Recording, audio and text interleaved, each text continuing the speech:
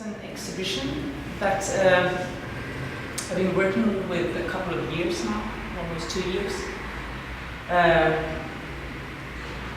It's sort of starting in a summer cottage in my home village in Ostrobothnia, Finland. About 100 years there was quite many people that left for America. Many of my relatives also emigrated. I've been now researching the backgrounds of these stories because I mean nobody remembers anything anymore in our family about these things. So for instance this one here, which is sort of like the chandelier of the heritage or something like it. A lot of odd tiny objects that's been in the drawer in the house. Things that has belonged to, I think, something like 4 generations in my family. There are quite many photos taken in ateliers mainly in San Francisco, but then also older ones that are taken in Ostrobothnia in Finland.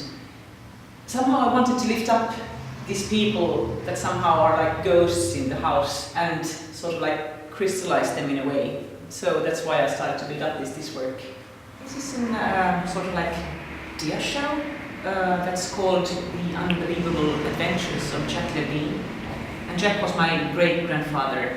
Since nobody knows really what he was doing there, I sort of created this story using old stereo images. So I've been sort of like connecting real things with imaginary things and then creating this fantastic story about him. Of course, when I was a child also in this summer house that we had, there has been always my brother's old Viewmaster, which was a tiny junior projector. One part that is quite important in this is that I asked immigrants in Malax, which is the place where my great-grandmothers came from. The same village where this cottage is, that if they could choose a place that is important for them. So could they find something that is very important and what is things of importance for these people? So maybe it can be, your home, that you have a home, that you want to show up. This is really not from the house. This is a book that I bought many years back on a flea market. And I wanted to connect it to the exhibition because, this has a lot to do with forgetting or not remembering. This exhibition has to do with immigration, and also our, in a way, how fast we forget our history, and also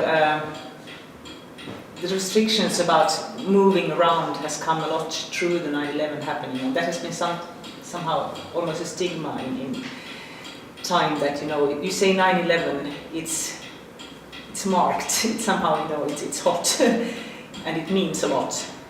So this is a half-an-hour sort of like documentary film where I'm having the voiceover all the time, thinking, speculating about what happened and what might have happened to them, because there are no really answers. There are very few truths about what really happened to my relatives.